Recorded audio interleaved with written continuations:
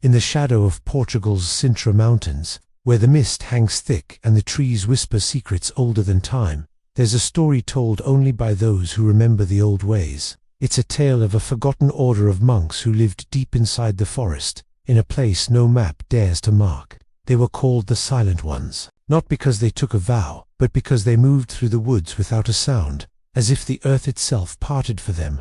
Their pale faces were said to be almost luminous under the moon, their dark robes blending into the deep shadows. Their leader was a figure known only as Nada. No one knew if it was a name or a title. Villagers described him as tall, unnaturally so, with skin so cold and white it seemed carved from marble. His eyes were pitch black, reflecting no light, yet people swore he saw everything. And the most unsettling detail, passed down through generations, was that he never aged. Decades passed, but Nada looked exactly the same, as though time itself was afraid to touch him. The Silent Ones didn't preach or ask for offerings.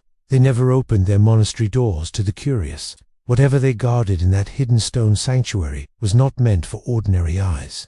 At night, strange lights would flicker between the trees, and deep vibrating chants would echo through the branches, sounds that made animals flee and sent shivers down every spine. The people of Sintra believed the monks weren't praying for the living, but watching over something buried deep beneath the mountain, something that must never be awakened. For centuries, an uneasy balance held, until the night it didn't. It happened on a winter solstice, the longest night of the year.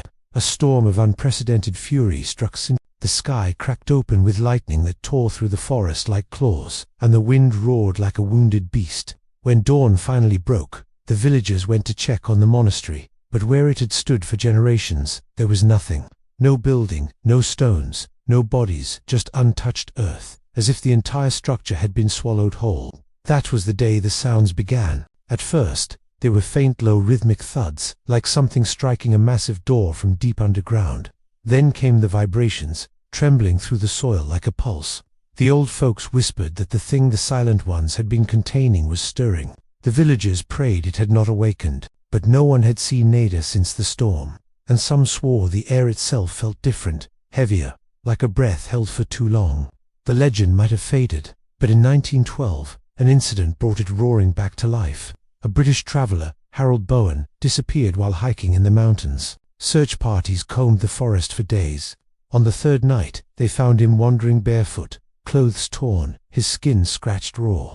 His eyes were wide and empty with a horror he couldn't voice. After hours of silence, he whispered a single sentence: "He is almost awake." After that, Bowen refused to speak of what he'd seen. Within a month, he returned home and took his own life. In his diary, investigators found only one line: "The Silent Ones failed, but the creature still fears the light." Over the last 2 decades, the stories have resurfaced. Hikers report seeing tall, still figures standing among the trees, unmoving even as the wind tears through the branches. Others hear the same deep chants from the old tales, voices that don't sound entirely human. Paths twist and shift, leading people to clearings that don't exist on any map. Some walkers swear they've seen crumbled stone arches and moss-covered walls appear one day and vanish the next. And more than one person has reported seeing a man in black, with impossibly pale skin and black eyes, drifting silently through the fog, as if searching for something, or someone. Local guides say that when the fog thickens suddenly,